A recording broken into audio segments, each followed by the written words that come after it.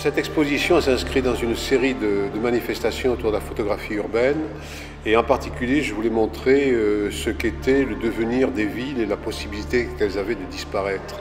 Et un des exemples historiques qui m'avait frappé, c'était celui de la disparition des grandes métropoles allemandes au moment de la Seconde Guerre mondiale, détruites par les bombardements alliés.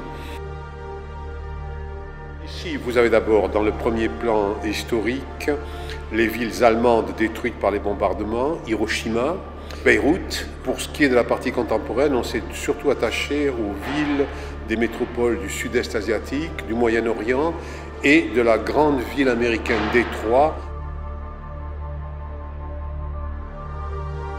Le centre des villes, le centre historique des villes, ce qui est constitué le cœur même de ces villes-là, est livré à la disparition.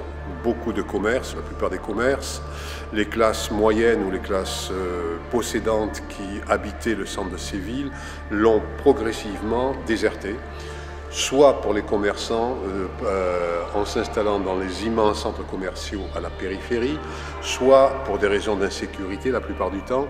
Ceux qui habitaient au centre de Détroit ont abandonné littéralement leurs appartements et les ont laissés aux mains des squatteurs pour habiter dans des banlieues périphériques, soit des banlieues, ce qu'on appelle des suburbias pour classe moyenne, soit alors la campagne pour les classes les plus aisées.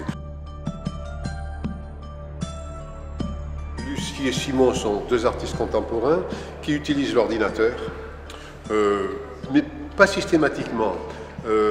Soit ils utilisent l'ordinateur pour vider la ville de ses personnages, soit alors ils photographiaient les villes à un moment où il n'y a pratiquement personne. C'est le cas de ces deux vues de New York qui sont fascinantes là aussi en montrant ce que devient une ville lorsque le côté humain disparaît.